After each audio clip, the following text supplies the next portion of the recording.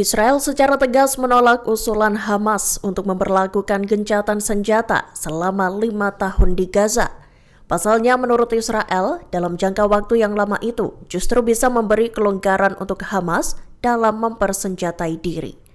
Lantaran menolak usulan itu, pasukan Israel pun mengerahkan roket baru yang menandai eskalasi signifikan agresi di Gaza.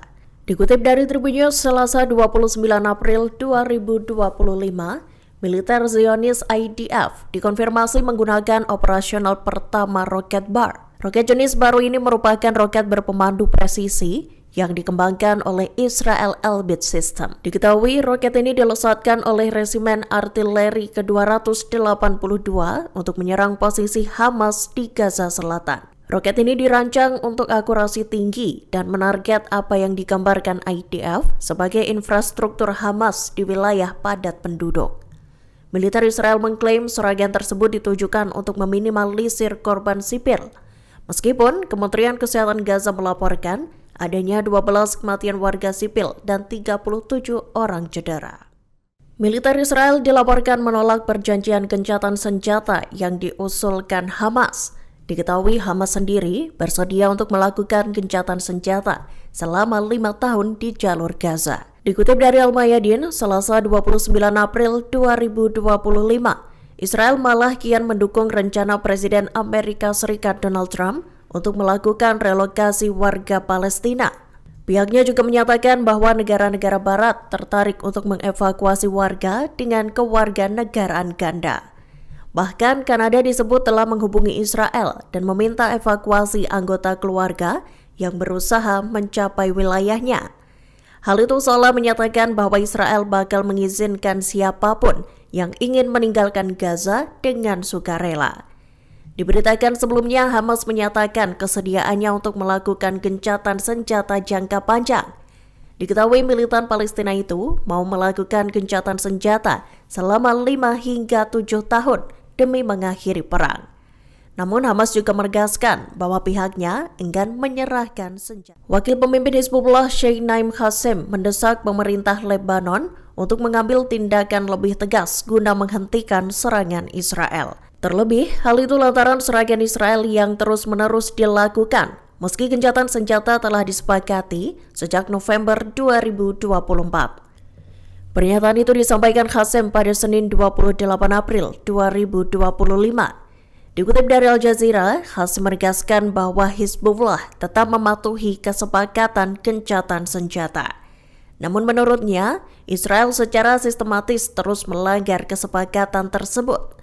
Qassem pun menuntut agar pemerintah Lebanon bersuara lebih keras di forum internasional dan melindungi kedaulatan negara. Pernyataan ini muncul seusai militer Israel mengakui telah melakukan lebih dari 50 serangan udara ke wilayah Lebanon sepanjang bulan ini. Israel sendiri mengklaim bahwa serangan itu untuk menanggapi ancaman dari Hizbullah. Kepala Shin Bet Ronen Bar mengumumkan bahwa ia akan mengundurkan diri dari jabatannya pada 15 Juni 2025 mendatang. Pengumuman itu disampaikan Bar pada Senin 28 April 2025 di tengah perang dingin antara dirinya dengan Perdana Menteri Israel Benjamin Netanyahu. Pengunduran diri itu dilakukan Bar sebagai bentuk pertanggungjawabannya atas kegagalan Shin Bet dalam mencegah serangan Hamas pada 7 Oktober 2023 lalu. Dikutip dari The Times of Israel, atas rekomendasi Perdana Menteri Benjamin Netanyahu, kabinet memberi suara bulat untuk memecat Bar.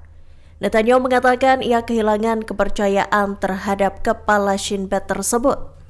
Namun Bar sendiri membantah pemecatannya sebagai keputusan yang tidak sah. Ia juga menilai Netanyahu berusaha menggulingkannya karena alasan pribadi dan politik.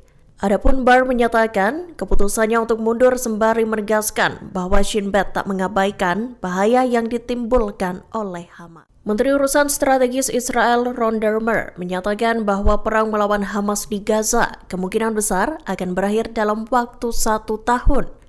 Namun ia menegaskan bahwa kemenangan adalah satu-satunya akhir yang dapat diterima oleh pemerintah Israel. Dalam konferensi pers pada Senin 28 April 2025, Dermer menyatakan keputusan strategis tidak bisa hanya didasarkan pada emosi. Dikutip dari Ynet News, Dermer menjelaskan bahwa Israel tak akan berkompromi pada tujuan utamanya, yakni menyingkirkan Hamas dari kekuasaan di Gaza.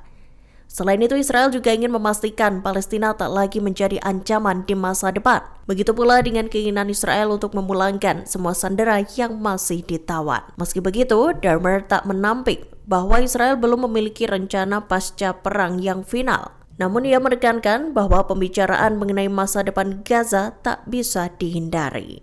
Download Tribun X sekarang, menghadirkan lokal menjadi Indonesia.